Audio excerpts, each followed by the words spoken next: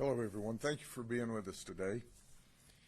As you know, anytime you report on a murder, it's a sad situation.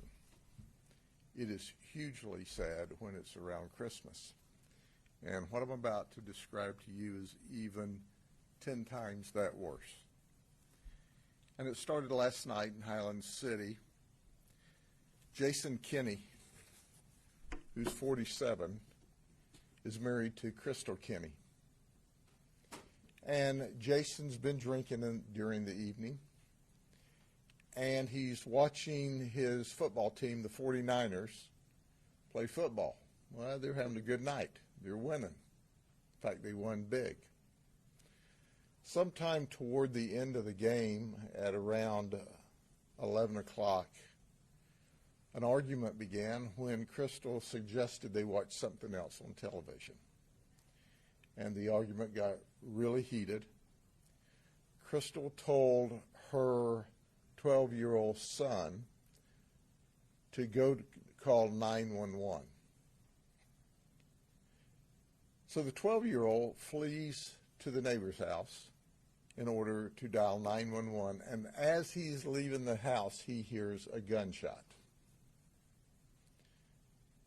Deputies arrive in less than 5 minutes of the call for service, and when we enter the house, we see that Crystal Kinney, the wife of Jason, is shot in the head and dead. But it gets worse. We go into the bedroom, and we see a 13-year-old child, a little girl. She shot twice. She shot in the shoulder and she shot in the face. We later learned the bullet in the face hit her on the bridge of the nose, went straight up and out the top of her head. She is alive in critical condition, but stable at Lakeland Regional Health, and is alert and talking. That's a Christmas miracle. Jason shot her twice and intended to kill her. He didn't, however, shoot his biological child, thank God, who was 1 year old and in a crib. He shot his stepdaughter. He didn't get a chance to shoot his stepson, who had run to dial 911. Jason then jumps into his vehicle and flees the scene just prior to deputies arriving. He is going toward Lake Wells.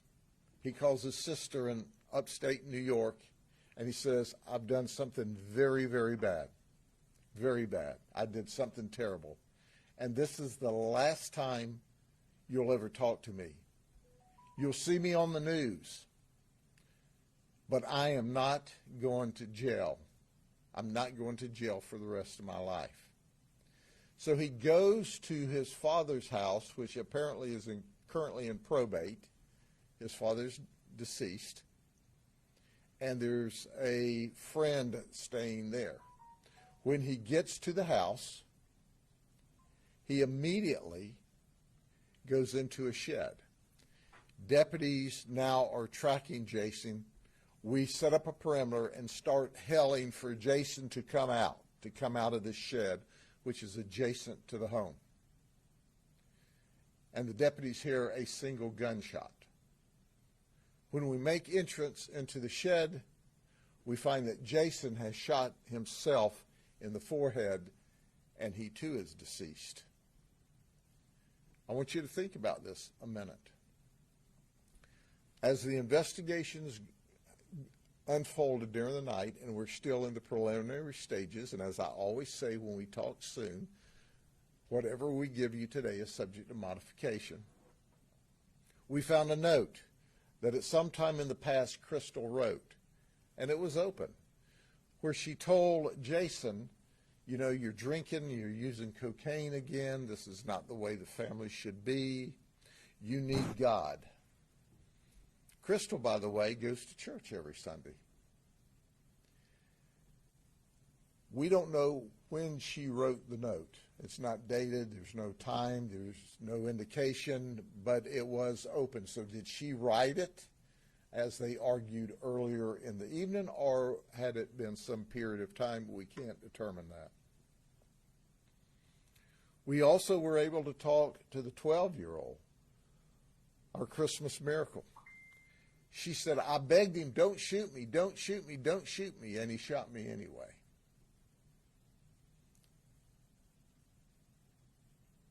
This is things that are never supposed to happen.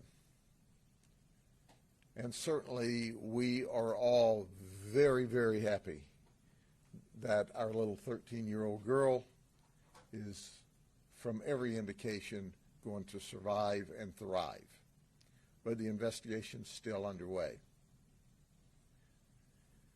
But this is a family disturbance that apparently had gone on for some time. We talked to another family member, and that family member said, oh, he's been beating on her for a while.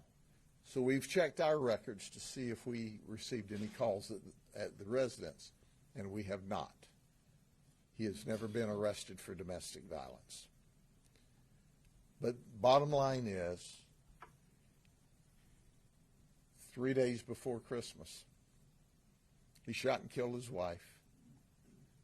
He shot his 13-year-old stepdaughter twice and intended to kill her. Called his sister and confessed that he did something terrible, and then rather than be arrested, shot and killed himself. Quite frankly, I don't want to sound sinister, but the only thing he did right that night was shoot himself after those horrible deeds. If he felt that way, he could have taken himself out and not hurt those two beautiful people. So it's sad anytime. It's horrific anytime. He had a chance. He could have gotten mental health help. We'd have done anything we could for him and the family in advance. But he just absolutely destroyed a family, literally, and the mental health of two children without their mama and an infant that will grow up without a mother and a father. 3 days before Christmas.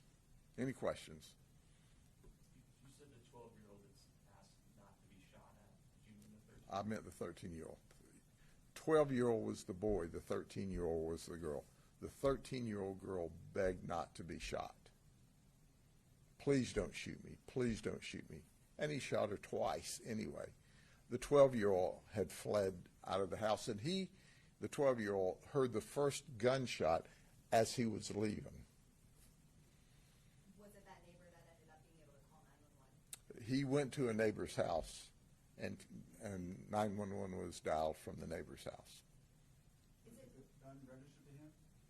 We don't know who the gun's registered to, and you don't have to register guns in Florida, so that we will do a background on the gun, but it's too early to determine ownership. But the reality is, in Florida, we don't register guns. So.